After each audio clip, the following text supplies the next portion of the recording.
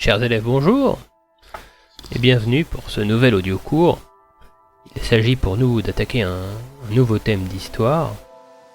On a une réunion de prévu jeudi sur la future hypothétique rentrée.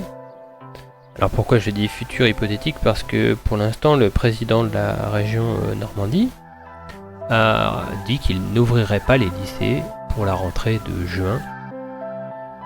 Ce n'est pas notre employeur c'est l'Éducation nationale, mais les bâtiments du lycée, comme vous le savez, si vous avez bien écouté en cours, sont la propriété de la région Normandie. Donc si on n'a pas de personnel pour faire fonctionner l'établissement, notamment le personnel d'entretien qui est employé par la région et non par l'Éducation nationale, eh bien, mettre en place le cahier des charges qui nous est donné pour effectuer la rentrée sera difficile. On va la semaine prochaine prévoir une heure de classe à distance en simultané. L'objectif, c'est que vous puissiez me poser vos questions, qu'on puisse préparer le conseil de classe et réfléchir aux différentes modalités possibles pour l'année prochaine, parce que les choses vont venir rapidement. J'ai bien pris acte de vos questions, j'ai pas encore les réponses. Donc dès que je les aurai, je vous les communiquerai. Donc pour l'heure, on attaque, je vous l'ai dit, un nouveau thème d'histoire, ça va faire du bien. Nous attaquons le thème 3, l'État à l'époque moderne, en France et en Angleterre. Cette séquence, elle se découpe en deux parties. Et donc évidemment, on va commencer par la première partie. Et la première partie, partie 1, l'affirmation de l'État dans le royaume de France. On va faire une introduction pour la partie, je vais essayer de ne pas être trop long. Mais il y a quand même des choses à revoir. C'est-à-dire qu'il faut revenir en arrière. On a fait très rapidement, rappelez-vous, l'époque médiévale. Mais on n'a pas parlé de quelque chose d'important qui s'est produit au XIVe siècle. Au XIVe siècle, c'est la guerre de 100 ans. Une guerre qui va durer plus de 100 ans d'ailleurs, qui n'est pas liée à des phases de combat continues. Donc vous retenez que le XIVe siècle est marqué par la guerre de 100 ans. Et la guerre de 100 ans, elle est liée à une crise dynastique. En fait, il n'y a pas d'héritier, il y a plusieurs héritiers potentiels pour le trône. Il y en a 3, 2 grands qui vont sortir du lot. Et parmi les 2, il y a le roi d'Angleterre. Ce qui ne plaît pas aux seigneurs de France. Et donc il y a une guerre de succession entre les prétendants à la couronne et notamment le roi d'Angleterre. Et la guerre de 100 ans, cette crise dynastique, eh bien, elle met en péril la monarchie. Lors de la guerre de 100 ans, on a assisté à une diminution du pouvoir des seigneurs petit à petit, en lien notamment avec la modification de la structure de l'armée. Alors ça, vous n'allez pas le noter, mais on a au début de la guerre de 100 ans une armée de seigneurs qui sont mobilisés parce qu'ils ont fait allégeance à leur suzerain, et donc ils viennent parce qu'ils sont mobilisables par le roi, mais qui ne peut pas les mobiliser éternellement, c'est-à-dire il peut les mobiliser un certain nombre de jours, et puis au-delà, il doit leur payer un dédommagement. Donc quand le roi a plus de liquidité, la guerre s'arrête, les seigneurs rentrent chez eux, non sans perpétrer plusieurs méfaits parce qu'ils ont besoin de vivre sur le pays. C'est l'époque des compagnies. Et l'un des tournants, donc là, nous on a noté quoi là? On a noté que le XIVe siècle, c'est la guerre de 100 ans, une crise dynastique, qui a mis en péril la monarchie, une guerre de 100 ans qui a conduit à la diminution du pouvoir des seigneurs, en raison avec la modification de la structure des armées, parce que si au début de la guerre on a une armée de seigneurs, à la fin de la guerre on a ce qui s'apparente de plus en plus à un corps d'armée qui répond au roi, qui est mobilisable directement par le roi et non plus directement par les seigneurs. Charles VII, c'est celui qui a réunifié le royaume. Il a cette représentation et il va travailler sur l'idée d'appartenir à une nation. Ce qui veut dire que finalement, petit à petit disparaît la féodalité. Elle disparaît pas comme ça en un instant, hein, mais la féodalité qu'on avait étudiée, qu'on avait pris le temps d'étudier, elle se dissipe, elle se dilue finalement, un petit peu comme l'eau du bain, elle change de température au fur et à mesure. Ça se fait pas immédiatement, mais petit à petit, on assiste à une disparition de la féodalité. Nous, le chapitre, il nous invite à parler de l'affirmation de l'État dans le royaume de France. Et donc, il faut revenir sur l'État. Attention, on parle de l'État ici avec un E majuscule. Derrière ce mot clé d'État sur lequel on va revenir, il faut comprendre la souveraineté. Et la souveraineté, elle est liée au pouvoir. Et le pouvoir, on peut le décliner. Le pouvoir, c'est la capacité de commander d'abord. Et puis, c'est aussi la capacité de contraindre.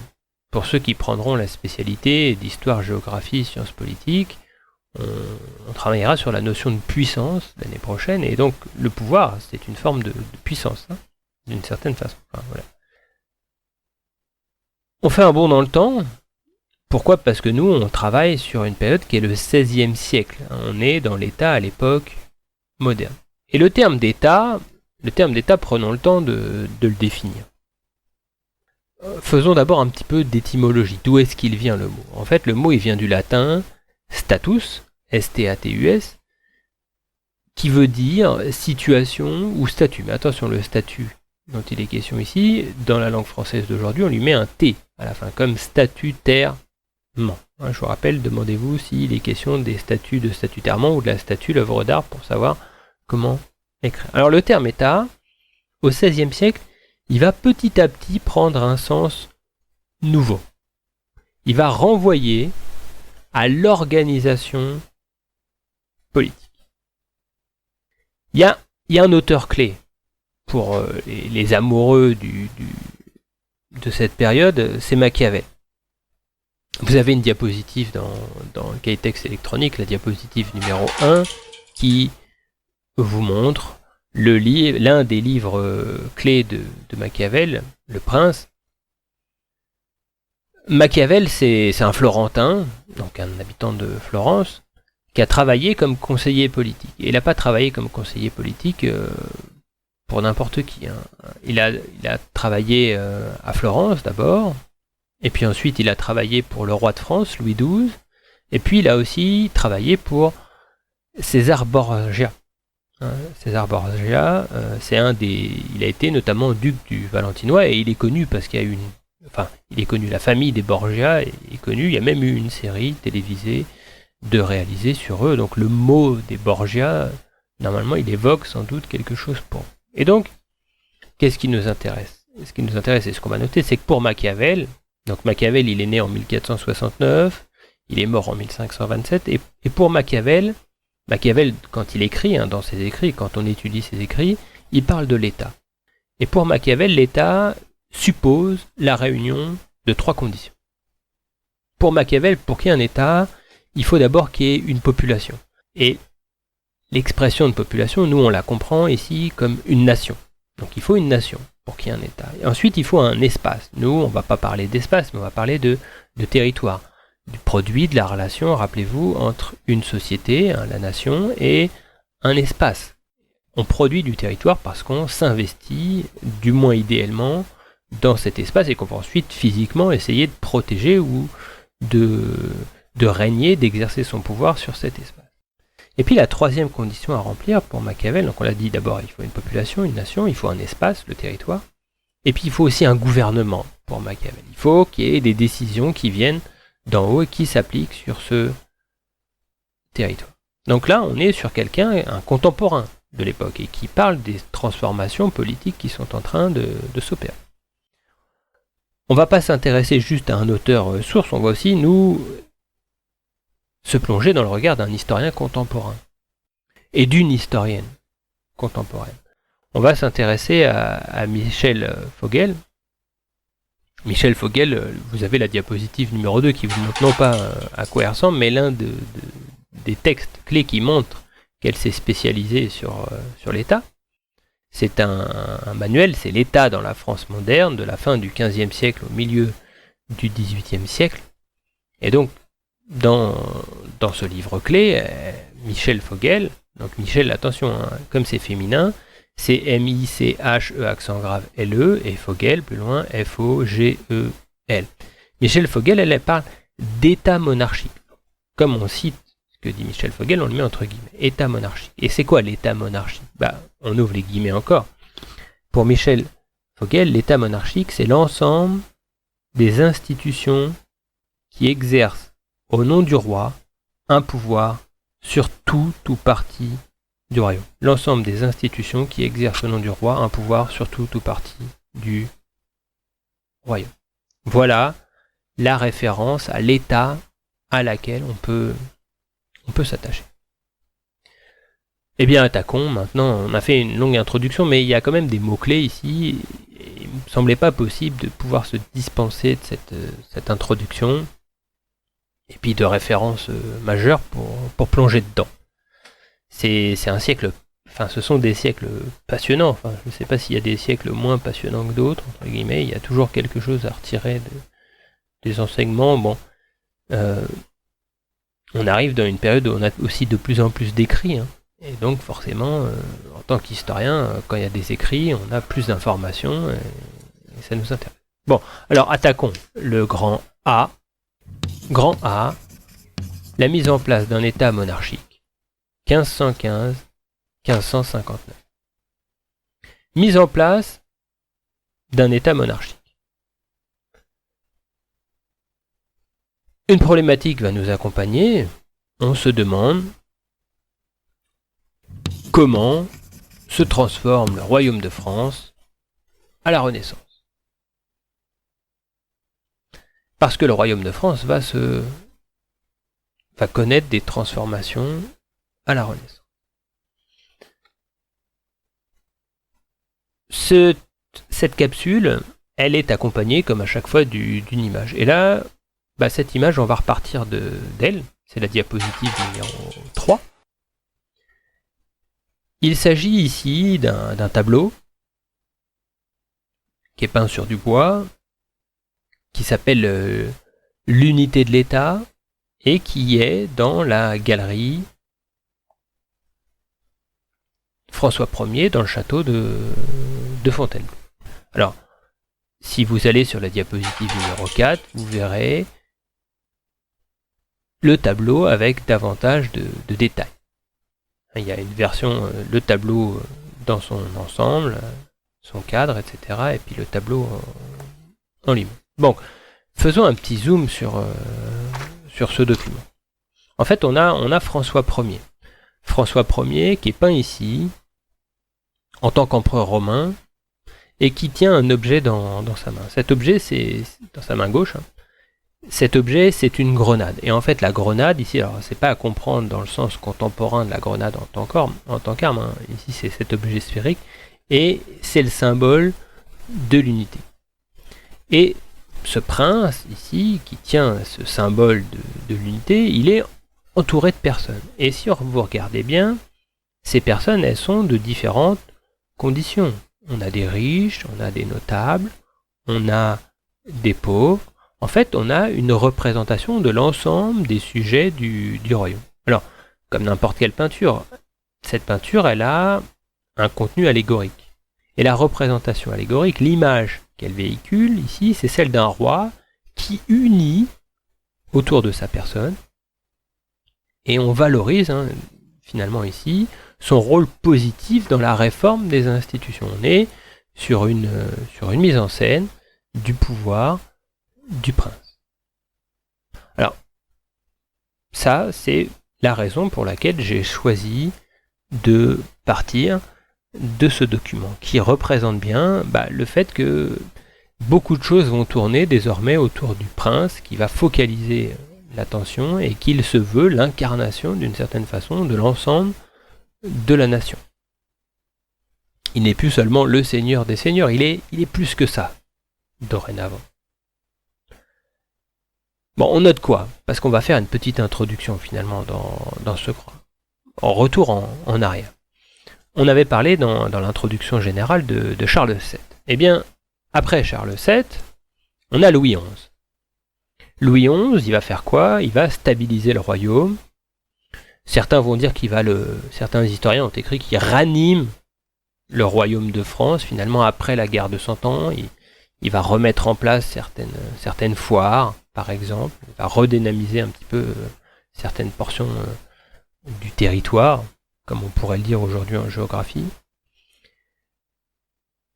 On a Charles VIII, ensuite, après Louis XI, et Charles VIII, lui, il se lance dans les premières guerres d'Italie.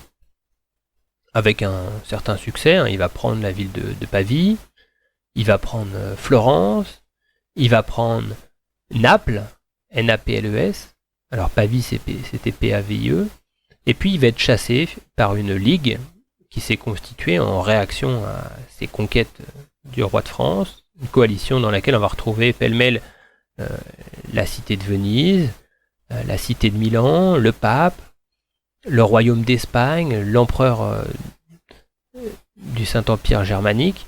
Donc cette coalition, elle va finir par chasser Charles VIII. Donc, petite parenthèse, l'Italie à l'époque, c'est pas un royaume, c'est plein de principautés, entre guillemets, de villes qui ont une très forte puissance. À l'image de Venise, qu'on a déjà étudié, ou de Gênes. Louis XII, plus tard, il va relancer les campagnes en Italie. Et par ces opérations militaires vont être perpétrés des pillages qui ont un côté intéressant parce que finalement, au travers de cette guerre que conduit Louis XII, on se rend compte qu'on peut ramener des objets qui ont de la valeur. Et en ramenant ces objets qui ont de la valeur, ça permet de diminuer les impôts. Il y a un contre-effet aussi aux campagnes militaires que mène Louis XII en Italie, c'est qu'il y a beaucoup de nobles qui vont perdre la vie pendant ces combats. Donc, cette diminution du pouvoir, du nombre de nobles militaires, parce qu'on est encore dans l'époque, malgré tout, où les nobles sont des militaires, des combattants, et bien la disparition de ces grands seigneurs de guerre, qui étaient des rivaux potentiels du roi, font que le roi augmente involontairement ici son pouvoir.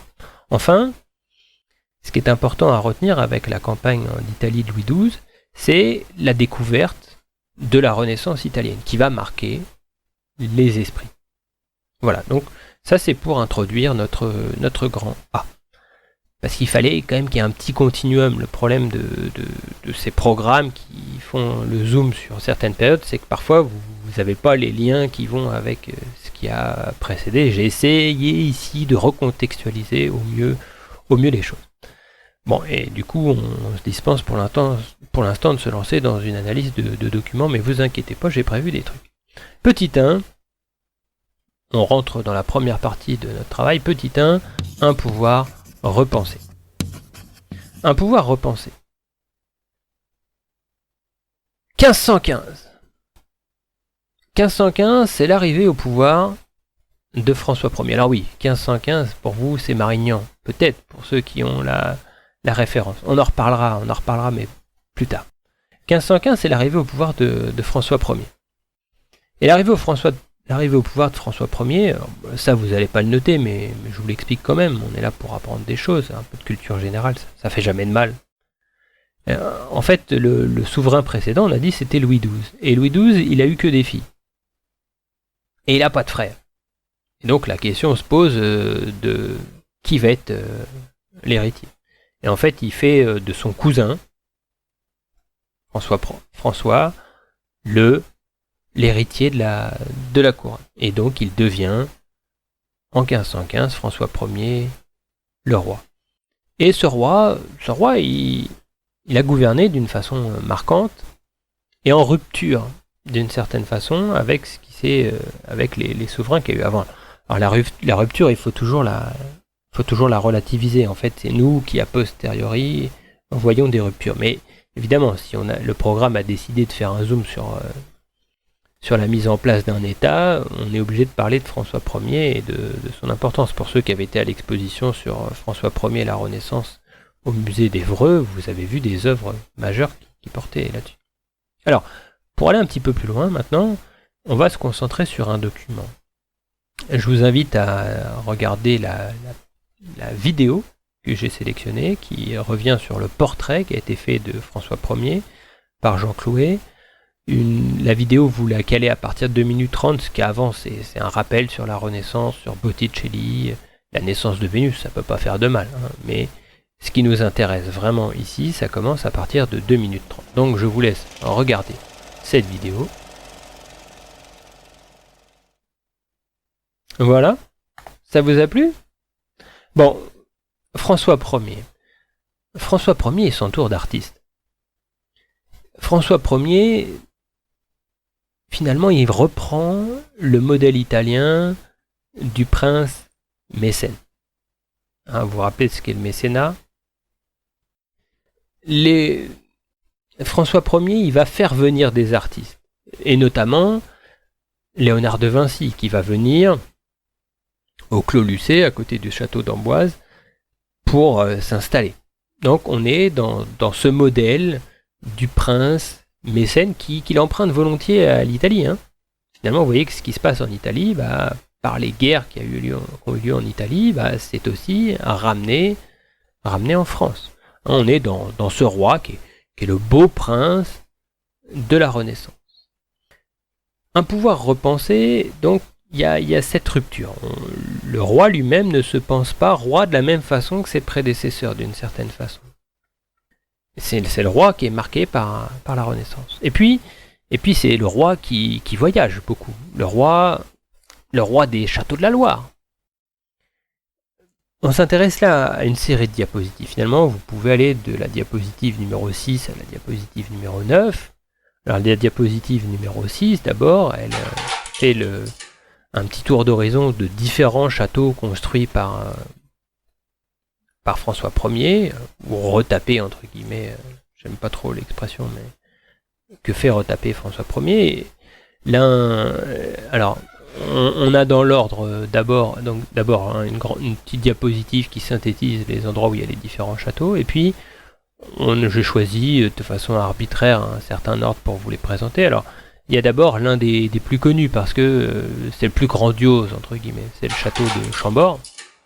Le château de Chambord, c'est une démonstration de force.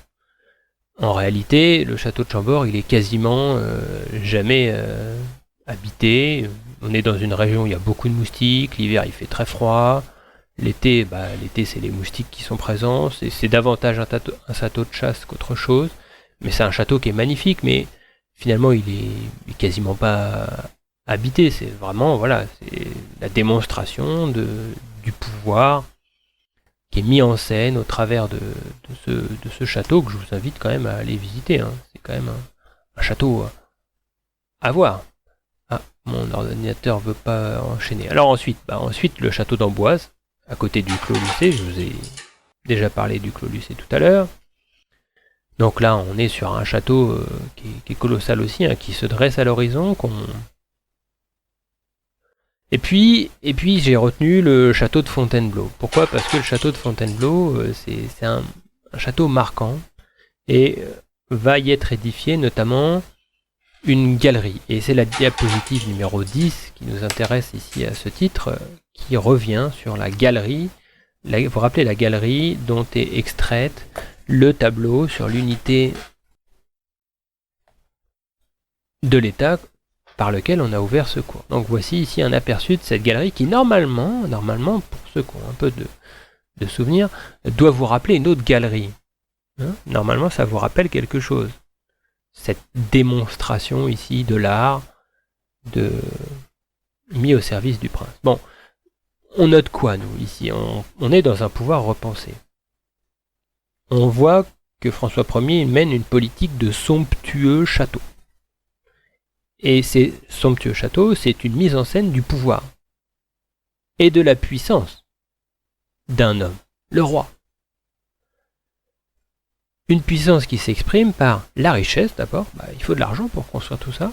C'est bien quelqu'un qui n'est pas comme les autres, le seigneur de tous les seigneurs. Et puis, ces châteaux, ils font la démonstration d'un énorme raffinement par rapport à ce qui se faisait précédemment. Là, on n'est plus du tout dans des ouvrages défensifs. En fait, la représentation guerrière du château, elle passe au deuxième plan. On la retrouve un petit peu dans Chambord, hein, avec ses donjons, ses simili murailles, mais on a un château plein de fenêtres. On n'est plus du tout dans le château en tant qu'ouvrage défensif et militaire, hein. Ça passe vraiment au second plan. On est sur autre chose. C'est un lieu de cérémonie, c'est un lieu pour la cour, le château. Et le prince va se déplacer de château en château avec toute sa cour. On reparlera de la cour, hein, et de son rôle un petit peu plus tard. Et le paradoxe, c'est que François Ier, c'est quand même un prince guerrier. Vous voyez sa mise en scène, c'est pas celle d'un prince guerrier, alors qu'il est un prince guerrier, qui va partir guerroyer en Italie. 1515, c'est Marignan, c'est la bataille en Italie, dès sa prise de pouvoir. On se lance maintenant dans une activité en autonomie. Il y a longtemps, ça vous manquait. Donc, la diapositive numéro 11, c'est le document que vous pouvez voir dans votre fiche. Je vous invite au document 1 de la fiche, un organigramme sur le fonctionnement du gouvernement et de l'administration sous François Ier. Évidemment, ça n'a pas été produit à l'époque. C'est aujourd'hui notre analyse des différents textes qui ont été écrits et qui expliquent comment fonctionnait le système. Donc, c'est parti. Je vous laisse travailler en autonomie. Là, il y en a pour 10 minutes. Hein. Vous prenez un chronomètre, il faut vous forcer encore à travailler en temps limité. Et puis, quand c'est fini, vous pouvez mettre play et puis on se retrouve. Bon, on corrige. On se demandait d'abord de qui le roi est-il censé tenir son pouvoir. Eh bien, le roi, il est censé tenir son pouvoir directement de Dieu. Et cette idée qu'on a où ça naîtrait sous Louis XIV, cette monarchie de droit divin, finalement, elle est déjà pensée en amont de cela. Et c'est pas si nouveau, on y reviendra. Il y a déjà cette idée que le roi, il a un truc en plus des autres seigneurs. On l'a vu quand on a travaillé sur la féodalité, notamment le sacre. C'est-à-dire que lui, il a ce caractère sacré que n'ont pas les autres princes. C'est lui qui est le plus proche de Dieu et qui tiendrait son pouvoir de Dieu. Du moins, on va vendre le produit, entre guillemets, comme cela. Alors pourquoi dit-on que le pouvoir du roi il est central? Parce que tout tourne autour de lui, ou tout émane de lui. Il est central, tout le monde doit se référer au roi. Tout remonte au roi, c'est lui qui choisit avec qui il travaille. Donc le pouvoir du roi, c'est un pouvoir qui est au centre. Et rappelez-vous le tableau sur l'unité de l'État, on était déjà sur cette centralité du pouvoir. Enfin, même si le pouvoir du roi il est central, cet organigramme il nous permet bien de comprendre, et c'était la question 3, que le roi il ne gouverne pas seul. Il a des conseillers, il a des officiers qui travaillent au service de l'État, et donc il ne fait pas seul ce travail de gouvernance. Il y a même des parlements qui enregistrent, mais qui peuvent aussi contester, faire des remontrances. On y reviendra quand on parlera du pouvoir contesté dans une autre leçon. Donc on a un collège de notaires, par exemple, et de secrétaires du roi, et ça c'est une innovation. C'est une innovation parce que désormais, le choix, il se fait sur les compétences. C'est-à-dire que pour le seconder, on va recruter des gens en fonction de leurs compétences, de leur savoir-faire, et pas parce qu'il y a des liens vassaliques qui lient les hommes les uns aux autres. C'est le début, c'est en tous les cas avec François Ier, et ça mérite d'être noté, avec François Ier, on est ici dans une nouvelle conception du pouvoir. Le gouvernement et l'administration, ils sont réorganisés. Et qui y perd au passage? Eh bien c'est la noblesse. Elle perd non pas de la richesse, elle est affaiblie dans son pouvoir politique. Elle apparaît de moins en moins comme un contre-pouvoir du roi. Elle est de plus en plus à la solde du roi. Elle suit le roi et elle profite des avantages que peut lui donner le roi. Mais contester le pouvoir du roi, ça devient de plus en plus compliqué. Le roi, on l'a dit, il s'appuie sur des commissaires notamment et des officiers. Et ce sont eux qui font fonctionner l'État. Le mot de fonctionnaire, indirectement, il vient de tout cela. Il est dans l'héritage de cette posture. Donc, Il y a 2 mots-clés ici à recopier dans vos cahiers à partir de vos manuels. C'est le mot commissaire et le mot officier. Donc ces 2 mots, il faut que vous les recopiez dans vos cahiers. Bon, on enchaîne avec une autre diapositive. Justement, on parlait du caractère sacré du roi. On s'intéresse à la diapositive numéro 12. Et cette diapositive, elle ne parle pas de François Ier, mais elle illustre celui qui sera son successeur, Henri II. En fait, on a Henri II. Alors Henri II, on y reviendra plus tard, il a régné de 1547 à 1559. Et Henri II, ici, il est représenté en tant que roi thaumaturge. Oh là, je vous entends déjà transpirer. Vous voyez, hein, je suis en train d'enregistrer le cours en avance, mais je vous entends quand même. Alors, thaumaturge. T-H-A-U-M-A-T-U-R-G-E. Henri II, il fait quoi ici? Il fait le toucher des écrouelles. Alors, on est au prieuré de Courberay, et c'est une illustration qu'on retrouve dans le livre d'heures de Henri II. En fait, on est dans un roi qui guérit ici, et en touchant les écrouelles, il va guérir. Je vais y revenir. En fait, avec François Ier et avec Henri II ensuite, on est dans un roi qui dépasse les coutumes et la tradition. C'est-à-dire qu'avant, on était dans des habitudes, dans des traditions. On était dans quelque chose qui s'apparenterait à une société de l'oralité, d'une certaine façon, à des habitudes qu'il fallait reproduire à une certaine... un code de conduite qui était comme le code chevaleresque. Il est écrit nulle part, mais on a une certaine idée de comment il faut faire et on le reproduit. Eh bien, là, avec François Ier, on change. On passe sur de l'écrit. Et c'est pour ça qu'on va dépasser les coutumes et les traditions et qu'on refonde une nouvelle conception du pouvoir. Mais on reproduit encore les rites anciens. On s'en sépare pas. Notamment le rite du sacre. Pourquoi? Parce que le sacre, c'est bien un rappel de ce qui distingue des autres seigneurs. Et puis, on a le roi thaumaturge. C'est-à-dire que le sacre, il permet au roi de faire de lui un personnage qui a un caractère sacré, un prestige divin. Et c'est ce prestige divin qui en fait un roi thaumaturge.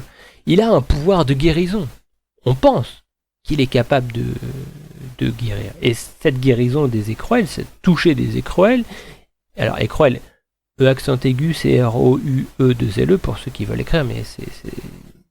En fait, l'idée c'est, le roi te touche, Dieu te guérit. C'est le pouvoir du prince. Voilà, donc tous ces éléments que je vous ai développés étaient ici pour vous montrer que le pouvoir, eh bien, il est repensé. Il ne ressemble pas à ce qui était là précédemment. Voilà, on enchaînera jeudi sur le petit 2 et le petit 3. Là, on a déjà fait beaucoup de choses, il y avait beaucoup de choses à écrire. Il y a eu un travail en autonomie.